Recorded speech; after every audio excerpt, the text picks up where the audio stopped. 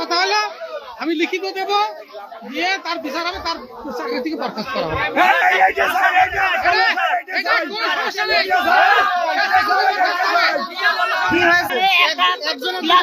একটা বাচ্চা তারে ওয়াশরুমে নিয়ে যায়, প্রাইভেটে নিয়ে যায়, টাকা দেয়, দিয়েছে দর্শন করা চিন্তা করেছে একটা ক্লাস ফোরের বাচ্চাটা এভাবে কি করে করে তার বাবা কোন বড়টা স্কুল বানাবে?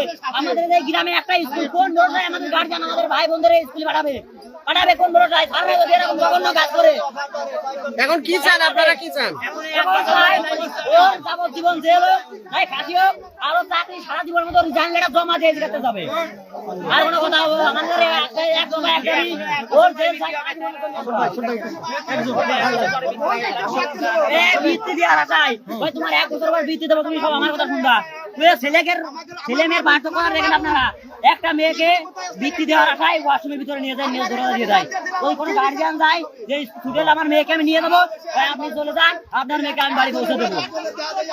কেন একটা গার্জিয়ান যখন তার মেয়ে নিতে আসে তখন কেন তাকে বাড়ি পাঠাতে হবে? ছোট বাচ্চাদের যদি গ্যারান্টি না থাকে তাহলে আরো এর আগে অনেকবার পড়ে গেছে। এটা স্কুলে একটা পবিত্র জায়গা, স্কুলে হেড থেকে চেয়ারে বসে সিগারেট আমি নিজের চোখে দেখেছি। আমার কাছে গ্যাস লাইট চাই, আমি মাঠে যাচ্ছি সাইড দিয়ে, আমার কাছে বলে এদিকে ঘুরে যান, কি স্যার বলেন কোথা থেকে গ্যাস লাইটটা দাও। এই স্যারের নাম কি? ইনার যে বাচ্চা, ইনার একটা ছেলে আছে, সেও স্কুলে পড়ে, ওই সম্ভবত তার সাথেই পড়ে, সে একই ক্লাসে পড়ে।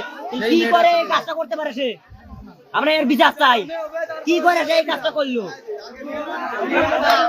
আমাদের মা বাপ কত আসালে স্কুলে পাঠায়, স্কুলে যদি এরকম হয় কালকে থেকে স্কুল বন্ধ হয়ে যাবে। কিরাম চিন্তা আমরা করতেছো মনের ভিতর, তোমার চিন্তা আমাদের মনের ভিতরে একটাই চিন্তা, এলাকার লোকের চিন্তা আমরা কি? জমা দেবে, কোনো গ্যারান্টি আছে ভাই? তাহলে আমরা কি দেখে ভরসা পাবো? মানে গ্রামের স্কুল, উঠোনের ঘরের স্কুল, তাহলে এইভাবে কি হইলো? কত মাইরে ধরে মাইরে হতে নালি ও চাকরিতে রিজাইন দিতে হবে। অন্য কোনো স্কুলে আছে,